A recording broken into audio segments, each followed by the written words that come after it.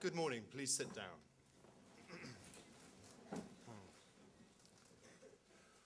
What do you know about your brain? If the answer's not much, then you're in for some interesting and perhaps useful surprises. Brain research has made huge advances in the last 20 years, and we're honored to have with us this morning a leading brain scientist, Dr. Rick Hanson, who's based in San Francisco but is in this country for a week to speak at a number of distinguished conferences. And he's going to speak to us this morning about whose brain is it anyway. Dr. Hanson, thank you. Thank you.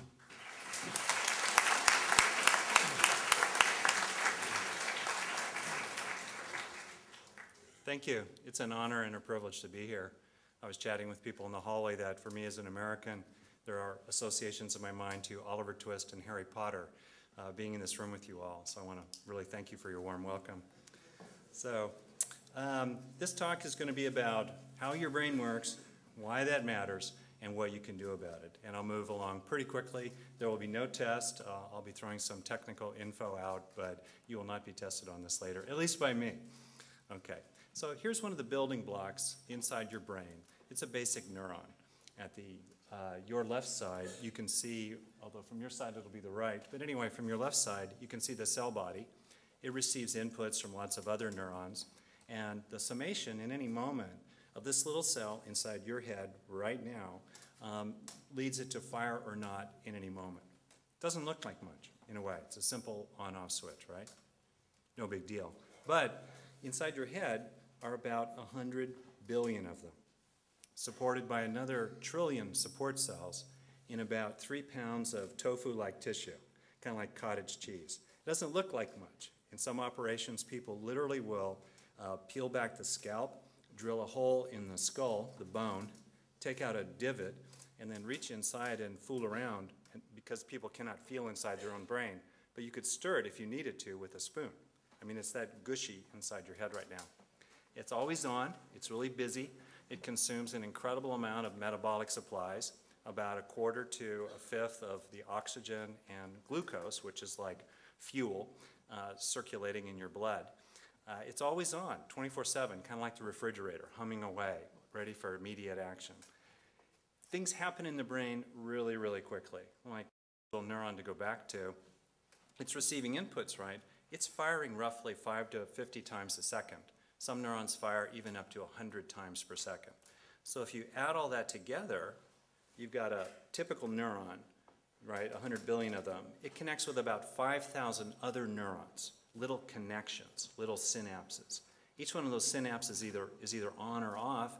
So if you have neurons firing on the average around 5 to 50 times a second, and you've got 500 trillion synapses or connections amongst the neurons inside your head, and the time it takes you to wonder, why did he clap, about 1 quadrillion signals pass between your ears, right here, right now, making sense of what I'm saying, seeing the sights, feeling the sensations in the chair, wondering what you're going to do after lunch today. Whatever it is, all that's happening inside your brain.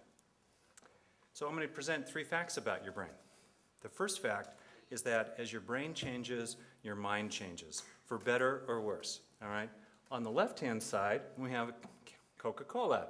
So if you change your brain by getting a lot of sugar and a lot of caffeine, that changes how your mind feels, right? On the other side, if your brain gets whapped, like in football, American football is kind of like rugby with no helmets. I personally find rugby more impressive because they do it with no pads or helmets and full speed. Got to give you that. You get a concussion. And as your brain changes in that way, your mind changes as well, including a splitting headache. The second fact is that as your mind changes, your brain changes. And this is the most important today. In other words, as you think, as you feel, as you remember, as you plan, as you figure out a problem in your schoolwork, or as you get upset about something or get happy about something, in all those cases, as all that is happening, your brain is changing. Your brain is changing too. It changes temporarily, like moment to moment to moment, as you understand what I'm saying or look at these words on the slide. Your brain is changing right now, in terms of firing patterns, use of metabolic supplies, ebbs and flows of neurotransmitters.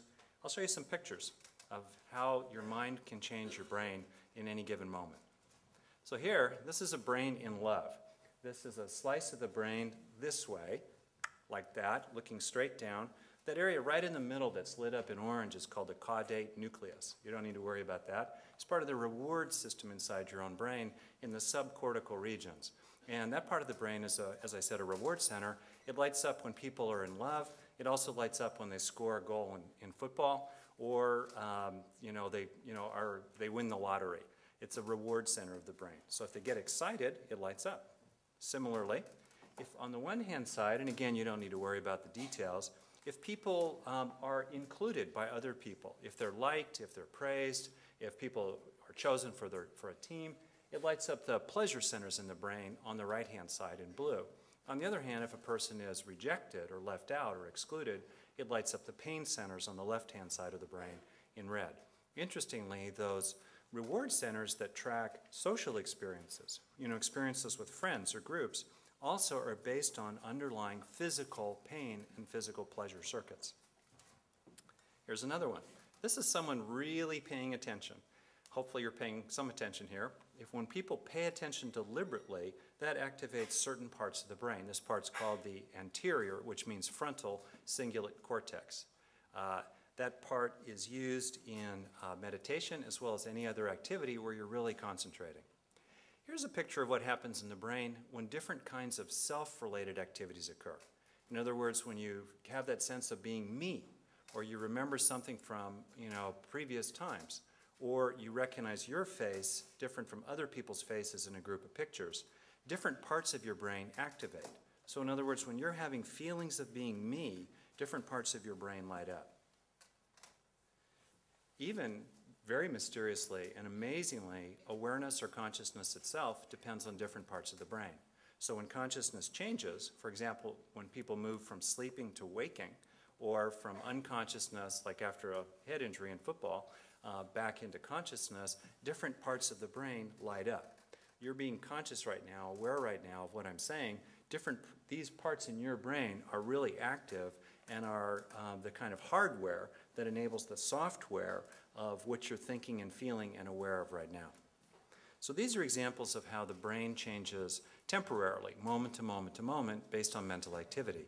But even more to the point, the brain changes in lasting ways. All right? It does so because mental activity shapes neural structure. This is the field of neuroplasticity, which is one of the most exciting areas in science today, and one that many, many people are very, very interested in. In other words, what you think and feel, which seems immaterial in the sense of being not matter, not solid, what we think and feel actually changes material, solid, biological tissue. In other words, the meat. The meat upstairs gets changed by how we think and experience hope and dream, fear and lose in this life. It does it in lots of ways. Busy regions acquire more blood flow over time. Like using a muscle strengthens it. They actually get thicker because existing synapses are strengthened and new synapses are built. There's also what's called neuronal pruning, sometimes called neural Darwinism. In other words, use it or lose it. The bottom line, what you do with your mind changes your brain, for better or worse. Let's look at some of the better side. This is a shot of a composite of lots of people who have a long-term meditative practice. I use meditation because of all the mental trainings, it's the one that's been most studied for how it actually affects the brain, both short-term and long-term. In this composite picture, we have people in this study who had a lot of meditative practice over the lifetime versus people who didn't. The people who did are blue dots in the bottom. The people who did not are the red squares.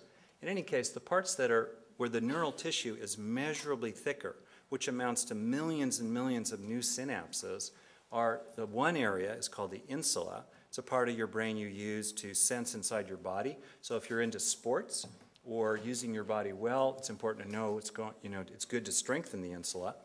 Insula is also used for being aware of your feelings and also helps you be aware of the feelings of others, figuring other people out, tuning into them, making sense of them. That's really driven in large